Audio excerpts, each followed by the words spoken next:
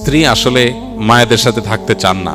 কেন? কারণ তারা অনেক ডিস্টার্ব করেন, বিরক্ত করেন, ইত্যাদি ইত্যাদি। তো এক্ষেত্রে শরিয়ার বিধান হলো, সন্তান হিসেবে আপনি মা বাবার কাছে যাবেন, সেবা করবেন, লোক দিয়ে সেবা করার ব্যবস্থা করবেন, এটা আপনার কর্তব্য। কিন্তু স্ত্রীকে আপনি বাধ্য করতে পারেন না যে আপনার মা বাবা খারাপ আচরণ করে তারপরও সেখানে পড়ে থাকতে হবে। এই অধিকার আপনার না যে আপনি তাকে বাধ্য করবেন। তবে স্ত্রীর এখানে একটা কর্তব্যের ব্যাপার আছে, নৈতিক দায়িত্বের ব্যাপার আছে। সেটা হলো যে স্বামী আমার ভরণ পোষণ সবকিছু দেয়, সবকিছু খেয়াল রাখে।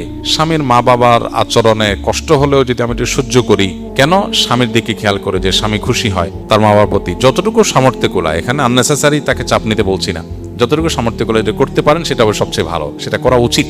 যদি তিনি কোনো কারণে এটা না করেন, তাহলে বাই ল আইনগতভাবে কোনো স্বামী তার স্ত্রীকে এটা বলতে পারে না আমার মা বাবার কাছেই তোমাকে থাকতে হবে। বরং শরিয়ার দৃষ্টিভঙ্গি হলো স্বামী যেখানে থাকবে স্ত্রী সেখানে থাকবে, তার সামর্থ্য যদি থাকে। তাহলে মা বাবার জন্য কাজের লোক দিয়ে আপনি যেমন ব্যবস্থা করবেন, আবার আপনিও ঘন ঘন যাবেন, শুধু কাজের লোক দিয়ে হবে না।